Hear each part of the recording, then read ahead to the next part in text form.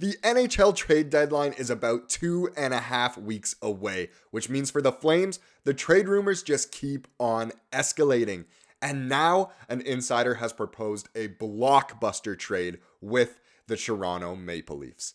Welcome to Flames Digest. I'm Mark Griffith. If you're new around here, you love the Flames, make sure you subscribe because 88.5% of the people watching are not subscribed. So if you love the Flames, you want to stay up to date on all the latest news, reports, and rumors, then make sure you subscribe to the channel. We are building such a wonderful community of Flames fans. The Flames Digest fam is the best NHL community on YouTube. But like I said, the Leafs, they are always the center of, the NHL media talk. The Flames, as of right now, are kind of becoming that because of all their trade assets.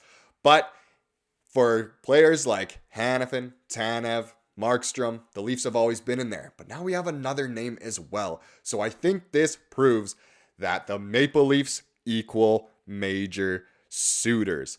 Yes, the Flames have quite a bit to give away at the trade deadline, and they want a lot back. In Toronto, everyone knows they're in a bit of a bind. They seem to always not have their most picks, and they have zero cap room because they have locked up all of their cap space within about 4 players.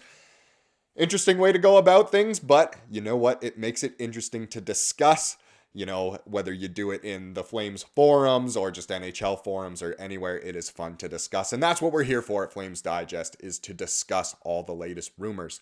Now, like I said, an insider proposed a blockbuster. So let's get into that a little bit, shall we? The Leafs have already been linked to just about every name that's been out there, particularly on the blue line. Obviously, their most common trade deadline link has been with the Flames, and most of the discussion has surrounded Toronto native Chris Tanev. However, one insider dropped a juicy update on Friday. That was, of course, Kevin Weeks, suggesting that another top defender may now be available in Calgary. No, I'm not talking about Noah Hanifin, who the Leafs have also been linked to. I'm talking about Rasmus Andersson. The rumored asking price for Chris Tanev is a second-round pick and another asset. The rumored asking price for Hanifin is a first-round pick, a decent roster player, and a couple of second-round pick / prospect equivalent. Andersson, being arguably the best of the three, is likely to fetch an even greater return. Now, I'll have more in a second on how much Chris Tanev is actually worth, because it should be more than a second-round pick and another asset. But anyway, if you're a Leafs fan, are you willing to part with a package that might equate to Timothy Liljegren, Nick Robertson, Fraser Minten, and a first-round pick in 2024 to acquire Andersson from Calgary? That's what it says in the article. I mean, we're not Leafs fans here, we're Flames fans, so I want to know, would you give up Rasmus Andersson to the Leafs? I know it sounds insane, but the Flames, if they continue to lose, they might sell the house and just really offload everything here. But if you're a Flames fan, do you like that trade? You know what? I'll actually bring it back up again, because let's look at it from a Flames perspective and what we think. So would you give up Andersson for Liljegren, Robertson, Minten? Wow, those all really go well together, and it's like I'm rhyming out here. And the first round pick. So I don't know. I know Toronto has said they do not want to give up their first round pick, but if you're getting a defenseman like Tanev or Andersson, you got to give it up. I mean, that's just the way it is. The Leafs, they're hoping that their first round pick is, 32nd overall, but we all know that's not going to happen. But let's just say it's a high pick anyway. Or sorry, I guess a lower round pick. It's weird to describe it. You know what I'm saying. A late round first round pick is what I'm saying. But anyway, the Leafs aren't really willing to give up that first round pick, but the Flames, they are going to need it back. So please let me know what you think. Would you take that return? I know Liljegren is a little bit shaky. Nick Robertson, maybe he's another guy who just hasn't quite been given the right opportunity yet in Toronto because they're so top heavy with those core 4. So would Robertson be able to thrive here? Maybe like another Kuzmenko situation where he just was not the number 1 guy in Vancouver. Could he become a better, bigger role over in Calgary? I don't know. Personally, no, don't get rid of Rasmus Andersson. Build around him. He's here to stay. He is very good. There's no need to get rid of him now. I know Kevin Weeks dropped that. I'm sure that was just, to generate some clicks. And then obviously we have to talk about it more because it involves the Flames. But just to confirm, actually, before we move on here, of what the Flames and Leafs have said so far is, so the Toronto Maple Leafs have long been reported among the suitors for Tanev in a potential reunion for now Leafs general manager Brad Treliving. TSN hockey insider Chris Johnson has reported last week that Toronto was hoping to use a volume of compensation to acquire Blue Liner in order to keep their first round pick this year. That, however, appears unlikely to be a successful strategy to land Tanev, according to TSN hockey insider Pierre LeBrun. My understanding is that Flames GM Craig Conroy has made it clear to Treliving that it's going to take Toronto's first round pick to get Tanev, is what LeBrun wrote. So not only for Tanev, but I'm talking Andersson here and I'm talking Hanifin here. They're all the Flames. Craig Conroy has said he wants back at least a first round pick. Now, of course, if Conroy is offered a package he can't refuse, I'm sure he will take it. But just with the Leafs here, because this video, I guess, revolves around the Leafs and Flames, I think Treliving won't give up that first round pick, or if he does, I think he probably would not be giving back the right package. So it's interesting because obviously the Flames are still, I mean, we had Treliving for years and years, so we're very familiar with the guy.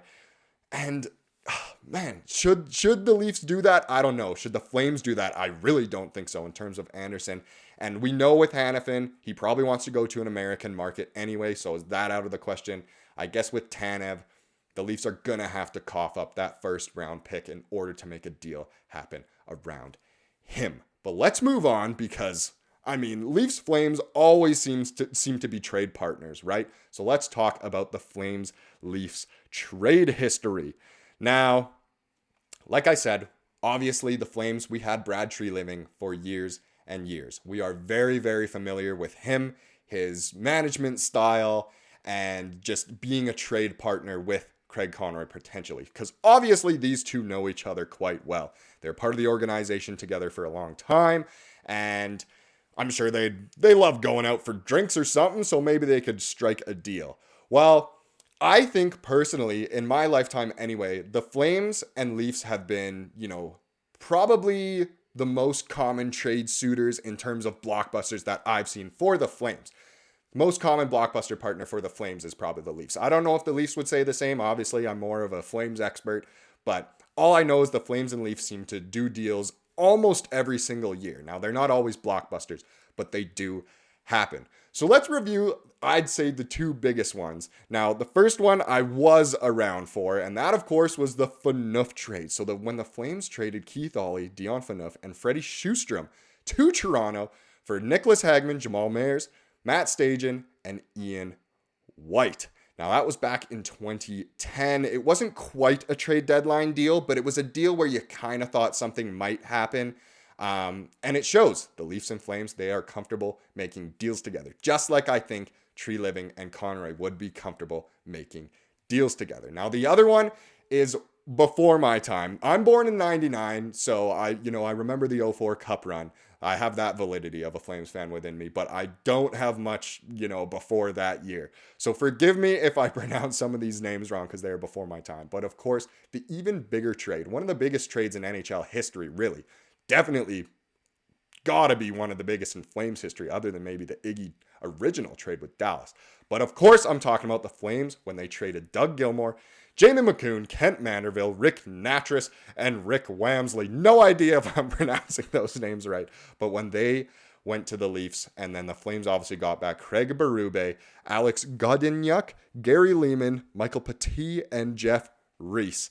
Another humongous trade. I'm sure everyone who was around for that remembers where they were when they first heard that news. Obviously, the Flames had won the Cup in 89, so just a few years before, and Gilmour, a big part of that, sending him out to Toronto, where he would, of course, become a Toronto legend. So what do you guys think? Is there another humongous Leafs-Flames trade in store for this year? Is it going to be another one that goes down in history, and then it goes in the Flames-Leafs history books? I guess we'll have to wait and see. I personally do not think the Flames will make a trade with Toronto before the deadline. And if they do, it will not be what the media is hyping it up to be with Andersson, Hanifin, Tanev, or Markstrom. But crazier things have happened. So it'll be very, very exciting to see as we approach the NHL trade deadline. Thank you so much for watching this video. Make sure you subscribe if you're new around here. You want to stay up to date on all the juicy trade rumors. And I know this video, I'm recording it before the game against the Jets, so if the ticker at the bottom, the standings are off, I'm sorry. I know hopefully the game went well. I'm recording this prior to the game, but hopefully the game went well. And regardless of the result of that game, please make sure you have a wonderful rest of your day.